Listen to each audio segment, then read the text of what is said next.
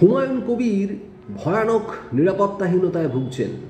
বাবরি মসজিদের শিলান্যাস করে ফেলেছেন, প্রচুর টাকা আছে, কারি কারি টাকা হুমায়ুন কবিরের কাছে আসছে দেশ বিদেশ থেকে। সেই সমস্ত টাকা গোনার ছবিও আপনারা নিশ্চয়ই দেখে ফেলেছেন ইতিমধ্যেই। সেই হুমায়ুন কবির কিন্তু এবার একেবারে খুন হয়ে যাওয়ার আশঙ্কা করছেন। তিনি বলছেন বাইরের রাজ্য থেকে তার কাছে ফোন আসছে তাকে হুমকি দিয়ে।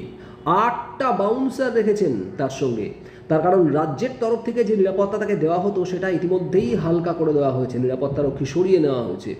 হুমায়ুন কবির এবার প্রাইভেট কোম্পানির থেকে ধার করেছেন 8টা বাউন্সার। ভাবতে পারছেন হুমায়ুন কবিরকে ঘিরে 8টা বাউন্সার। তিনি কলকাতায় এসেছেন কাজের সূত্রে, কিন্তু সেখানেও এমএলএ হোস্টেলে থাকছেন না, আলাদা জায়গায় থাকছেন, 5 তারা হোটেলে উঠেছেন এবং সব সময় নিরাপত্তারক্ষী পরিবৃত হয়ে তিনি ভাবছেন যে কোনো সময় তার উপর হামলা হতে পারে, তাকে খুন করা হতে পারে। কারা করতে পারে? হুমায়ুন কবির কি আশঙ্কা করছেন? নজর থাকবে আমাদের সেদিকে।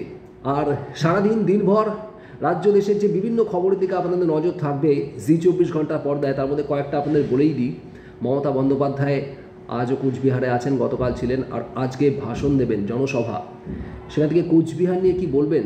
তার কারণ উত্তরবঙ্গ নিয়ে কিন্তু তৃণমূল কংগ্রেসের বরাবরই একটা মাথা ব্যথা রয়েছে। তার কারণ উত্তরবঙ্গের একটা বড় অংশ গত কয়েক বছর আমরা দেখেছি বিজেপিকে সাপোর্ট করেছে, আর সেখানে রাজবংশী ভোট। কোচবিহারের একটা বড় অংশের মানুষ রাজবংশী।